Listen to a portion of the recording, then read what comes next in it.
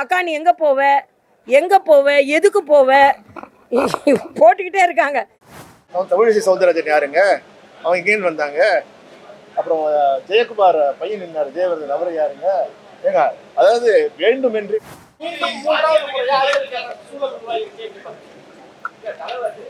தமிழகத்திலே ஜூன் 4 பிறகு திமுகவே இருக்காது, திராவிட கட்சிகளே இருக்காது என்று சொன்னாரா?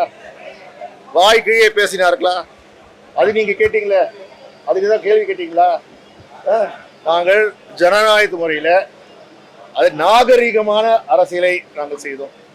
தரக்குறைவாக நாங்கள் எங்குமே மாநிலங்களை நாங்கள் வைக்கவில்லை. மக்கள் பிரச்சனைகளை நாங்கள் எடுத்துக்கூறி மக்களுக்கு தீர்வினை காண்கிற பிரச்சனையை பேசினோம். அதனால்தான் மக்கள் எங்கள் தலைவருக்கும் திராவிட முன்னேற்ற கழகத்துக்கும் இந்த மிகப்பெரிய வாய்ப்பினை தந்துள்ளார்கள்.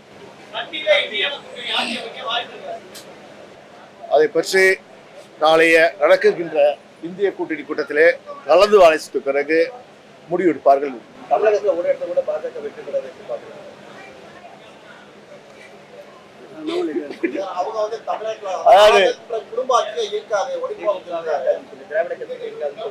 அப்ப தமிழிசை யாருங்க? அவன் தமிழிசை சவுந்தரராஜன் யாருங்க? அவங்க இங்கேன்னு வந்தாங்க. அப்புறம் ஜெயக்குமார் பையன் நின்னார், ஜெயவர்தன், அவர் யாருங்க? ஏங்க, அதாவது வேண்டுமென்று மக்கள் உண்மையான பாஜக பிரச்சாரமே உண்மை மக்கள் பிரச்சனையை பற்றி பேசாமல் திசை திருப்பி தேவையற்ற விஷயங்களை பேசுவதுதான் அவர்கள்.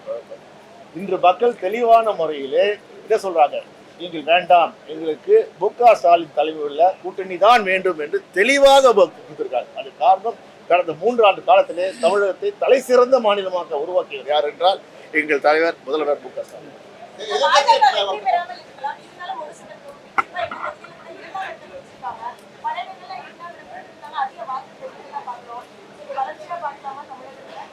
ஏற்கனவே தேர்தல் பிரச்சாரத்துக்குள்ளே நாங்கள் சொல்லியிருந்தோம், அதாவது அஇஅதிமுகவும் பாஜகவும் வழியே ஒரு கள்ள தொடர்பு, கள்ள கூட்டணி இருக்கிறது. பார்த்தீங்கன்றால் இப்ப இங்கே சொன்னேன், மீண்டும் அவங்களுக்கு இணைந்து 2 கட்சிகளும் இணைந்து வேலை செய்துதான் செய்கிறார்கள். ஆக எங்களை பொறுத்தவரை 2வது வந்தது அஇஅதிமுக தான்.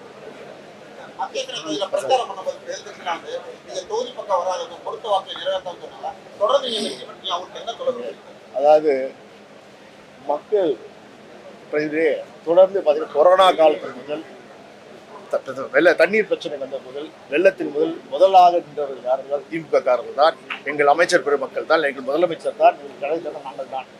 அதனால்தான் இன்று மக்கள் எங்களுக்கு 2,40,000 வாக்கு வித்தியாசத்திலே பெரிய வெற்றியை தருகிறார்கள். நன்றி நன்றி. எல்லோரும் வாக்களித்து அறுதி பெரும்பான்மையோடு தேர்ந்தெடுக்கப்பட்டிருந்தால் அவர்களுக்கு ஒரு சிறந்த பாராளுமன்ற உறுப்பினராக நான் பணியாற்றி இருப்பேன். ஆனால் ஒருவேளை அந்த பாக்கியம் கிடைக்கவில்லை என்றாலும் மக்கள் சேவகியாக அவர்களுக்கு பணியாற்றுவேன். இன்னும் சொல்ல போனா, நாளை மறுநாள் நான் ஏற்கனவே வெற்றி பெற்றா ஒரு அலுவலகம் திறக்கணும்னு நினைச்சிருந்தேன். அந்த அலுவலகம் திறக்கப்படும், மக்கள் சேவை மையமாக அது நடத்தப்படும்.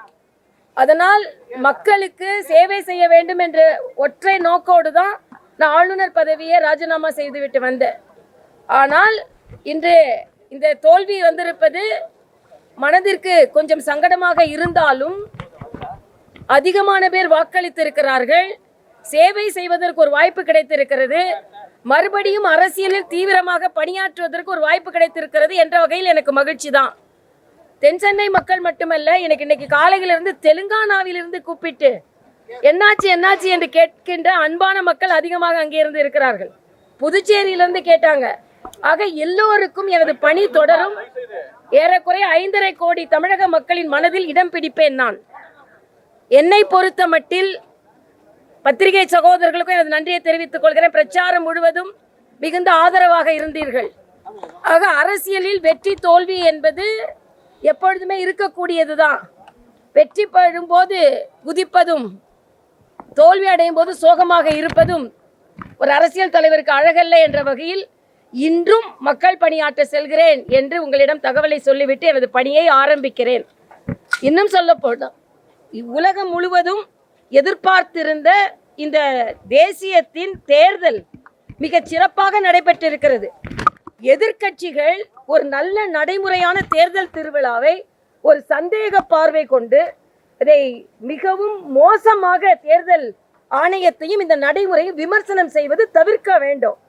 ஏனென்றால் அவர்கள் இன்று ஓரளவுக்கு அதிக இடங்கள் பெறும்பொழுது அவர்கள் எதையுமே சொல்ல மாட்டார்கள். இப்பொழுது சொல்லுங்கள், தேர்தல் ஆணையம் பாராபட்சமாக நடந்து கொண்டிருந்தது, மரியாதைக்குரிய மோடி அவர்கள் பேச்சை கேட்டுதான் சொல்லிக் கொண்டிருந்தார்கள், ஓட்டிங் மிஷின்ல ஏதோ பண்றாங்க, ஆக நேர்மையாக தேர்தல் நடந்தது என்று ஒப்புக்கொள்கிறீர்களா இல்லையா?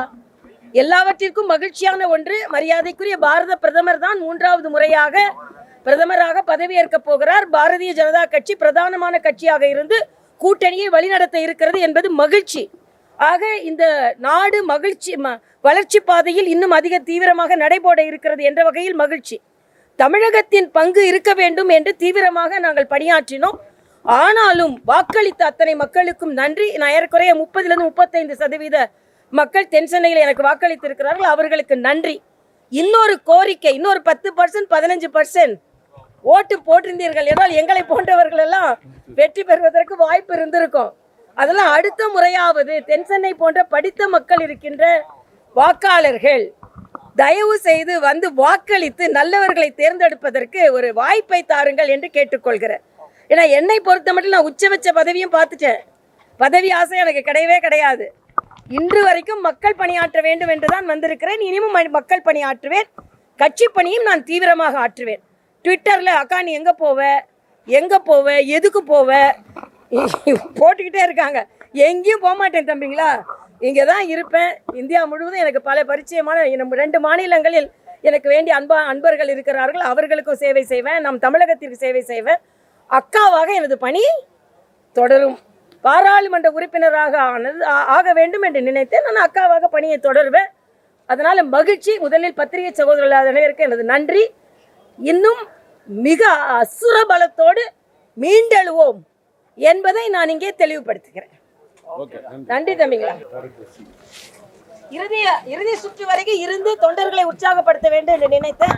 அதனால்தான் முதல் 4 சுற்றிலே தோல்வி முகம் என்று தெரிந்தால் கூட தொண்டர்களை உற்சாகப்படுத்த வேண்டும் என்று நிறைவு சுற்று வரைக்கும் இருந்திருக்கிறேன். ஏன்னா அவர்களும் அவர்களின் தியாகத்தையும் நான் பாராட்ட வேண்டும். அதனால எனக்காக உழைத்த தலைவர்கள், தொண்டர்கள், நிர்வாகிகள் அனைவருக்கும் எனது நன்றி. ஒட்டுமொத்தமாக தென் சென்னை மக்களுக்கு எனது நன்றி. வருங்காலத்தில் வெற்றியை சந்திப்போம், வெற்றி கனியை பறிப்போம் என்றும் தமிழகத்தில் தாமரை மலர்ந்தே தீரும் என்பதை இன்னும் தீவிரமாக நான் சொல்கிறேன் என்பதை எனக்கு குரல் மாத்திரம் அழுந்திருச்சு அப்படின்னு நினைக்காதுங்க. இன்னும் உயர இந்த குரல் ஒலிக்கும் என்பதை சொல்கிறேன். தமிழகத்தில் தாமரை மலர்ந்தே தீரும். நன்றி.